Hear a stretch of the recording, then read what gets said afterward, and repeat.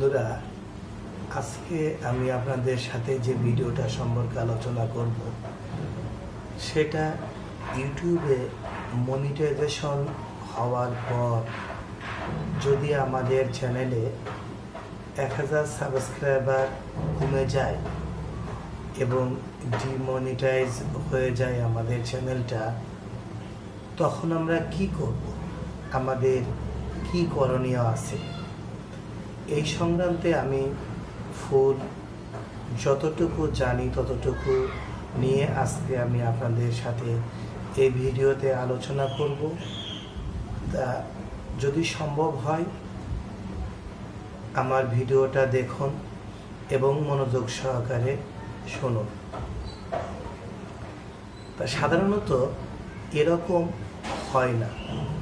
ইউটিউবে যখন কোনো চ্যানেল মনিটাইজেশন পায় তখন সে আর বসে থাকে না, মনে করেন না যে আমার চ্যানেলটা নষ্ট হয়ে যাক অথবা আমার সাবস্ক্রাইবার কমে যাক অথবা আমার ভিডিও আপলোড বন্ধ করে এবার বসে থাকি।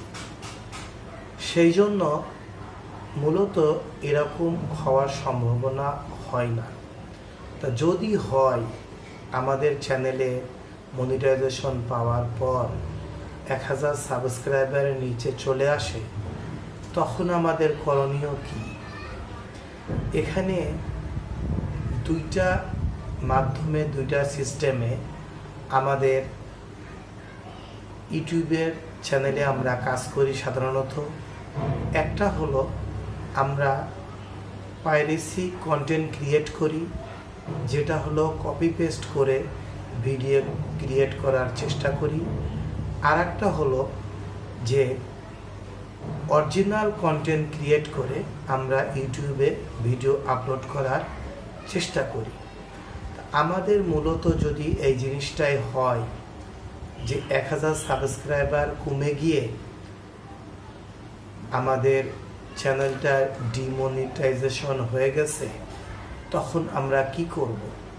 আমি আমাদের এই সম্পর্কে পুরো আলোচনা করছি।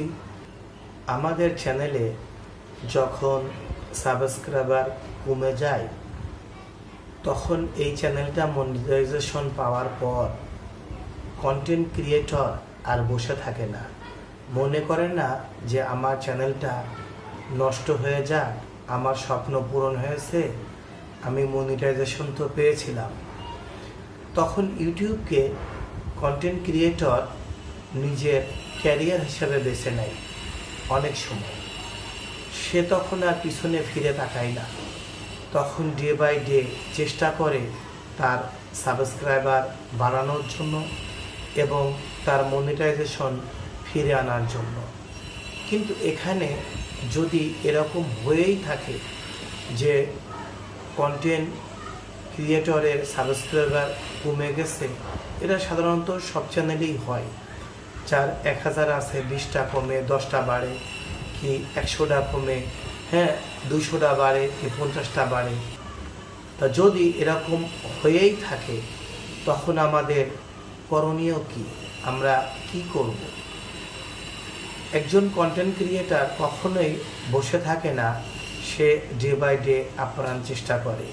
কিন্তু আমরা ইউটিউবে কিভাবে ভিডিও আপলোড করি? কন্টেন্ট ক্রিয়েটর আছে পৃথিবীতে দুই রকম, একটা পাইরেসি কন্টেন্ট ক্রিয়েটর আর একটা অরিজিনাল কন্টেন্ট ক্রিয়েটর। এখন আমি আলোচনা করছি পাইরেসি কন্টেন্ট ক্রিয়েটরদের চ্যানেলটা কেমন থাকে। ইউটিউবে যারা পাইরেসি ভিডিও আপলোড করছে, ইউটিউব এটা নিয়ে ইদানিং খুব ক্ষিপ্ত। যারা কপিরাইট ভিডিও তৈরি করছে তাদের প্রতি ইউটিউব খুব ক্ষিপ্ত। বড় বড় অনেক সময় আমরা বড় বড় চ্যানেল থেকে ভিডিও কপি করে আবার সেরকম ভিডিও আপলোড করার চেষ্টা করি। এখানে যে piracy creator, content creator video upload করছে, মূল যার ভিডিও সে যখন ইউটিউবকে কমপ্লেন দিচ্ছে, তখন ইউটিউব হয় তাদের নিজস্ব সার্ভার থেকে এই ভিডিওটা মুছে দিচ্ছে, অথবা পাইরেসি কন্টেন্ট ক্রিয়েটারকে একটা ক্লেম জানায় দিচ্ছে কপিরাইটে। কপিরাইট জিনিসটাকে ইউটিউব ইদানিং আর ভালোভাবে নিচ্ছে না।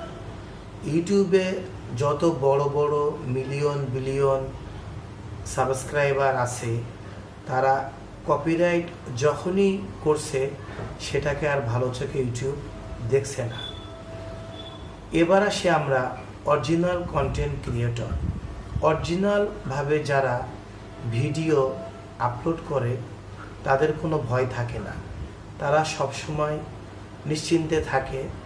তাদের চ্যানেলটা আস্তে আস্তে গ্রো হয়, কিন্তু তাদের কোনো মনে ভয় থাকে না।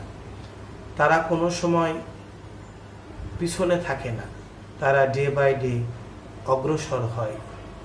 এখন বলা যায়, যদি আপনি অরিজিনাল কন্টেন্ট ক্রিয়েটর হন, তাহলে আপনার জন্য কি ইউটিউব সঠিক কাজটা করবে?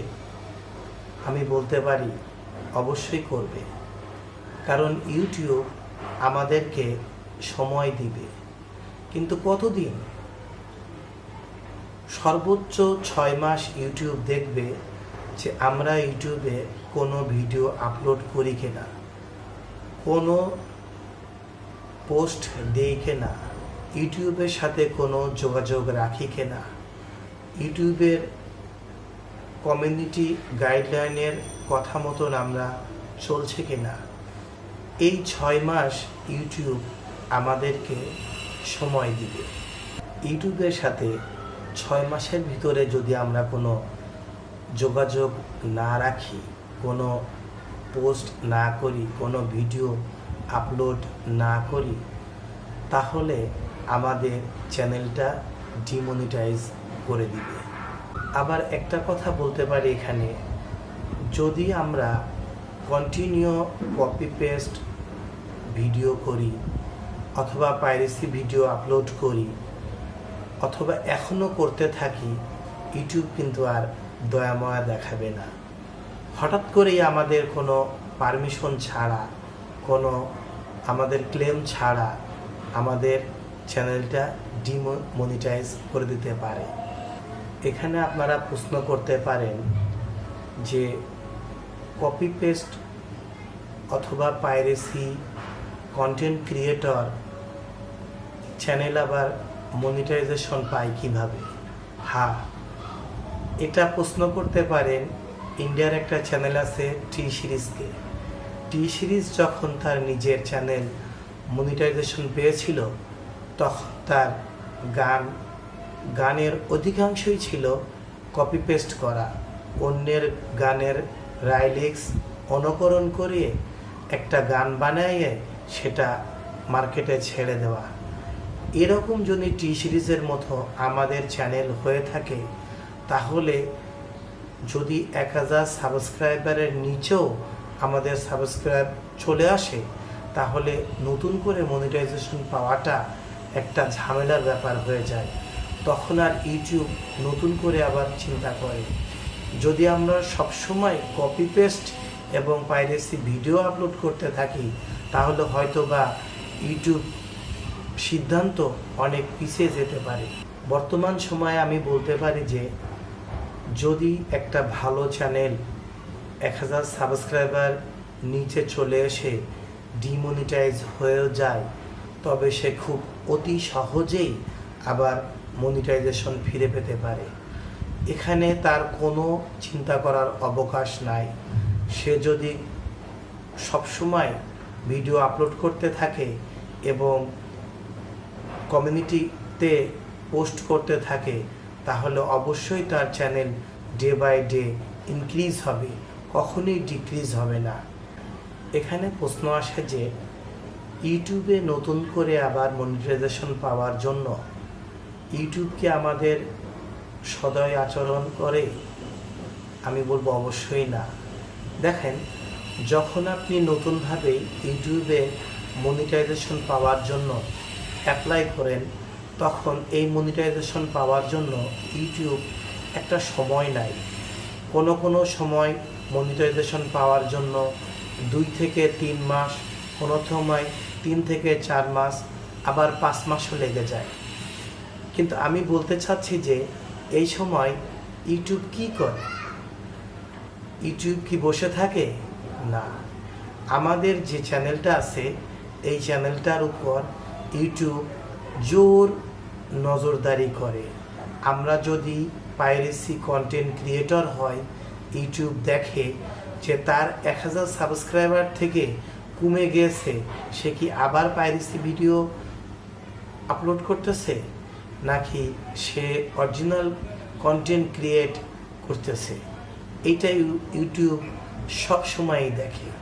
তা যদি ভালো আপনাদের চ্যানেল হয়, ভালো কন্টেন্ট ক্রিয়েট করতে পারেন, তাহলে ইউটিউবের আবার আপনি মনিটাইজেশন ফিরে আনার জন্য আপনার কোনো ঝক্কি ঝামেলা হবে না। কিন্তু এটা বলতে পারি যে ইউটিউবে যখন 1000 সাবস্ক্রাইবার কমে গিয়ে চ্যানেলটা ডিমনিটাইজেশন হয়, তখন কিন্তু ইউটিউব এই চ্যানেলটাকে ভালোভাবে নজরদারি করে। ইউটিউব একটা চ্যানেল ডিমনিটাইজ করার আগে একটা লম্বা সময় নেয়। আপনি day by day subscriber count বাড়াচ্ছেন কিনা, আপনি ইউটিউবে ঠিক মতন ভিডিও আপলোড করছেন কিনা, এবং ইউটিউবে কমিউনিটিতে আপনি কোনো পোস্ট করছেন কিনা, ইউটিউব এটার জন্য আপনাকে একটা দীর্ঘ সময় দিবে। কিন্তু ভাইজান, এটাই বলতে পারি, আমাদের যদি 1000 সাবস্ক্রাইবারের কমে যদি ডিমনিটাইজেশন হয়, তাহলে আমরা সহজেই মনিটাইজেশন পাবো। এই জন্য আমাদের কোনো ঝুঁকি ঝামেলা হবে না। যদি আমাদের চ্যানেলটা অরিজিনাল কন্টেন্ট ক্রিয়েটর হয়, এটাই আমাদের মধুর একটা পাওয়া ইউটিউবের কাছে, যে ইউটিউব আমাদের চ্যানেলটা পার্মানেন্টলিভাবে ডিমনিটাইজ করার আগে অবশ্যই আমাদের একটা লং টাইম সময় দিবে। এই সময়টা মিনিমাম 6 মাস। তো ভাইজান, এটাই ছিল আমার ভিডিও। যদি ভালো লাগে চ্যানেলটা সাবস্ক্রাইব করে রাখবেন। নেক্সট ভিডিও দেখার জন্য আপনাদেরকে আমন্ত্রণ রাখলাম। আপনার সুস্থ শরীরে থাকেন, এটাই দোয়া করি, এটাই কামনা করি। আমি এখানেই শেষ করতেছি। জালাল এবং কোহিনুর টেকনোবিডি থেকে মোহাম্মদ মাহফুজুর রহমান।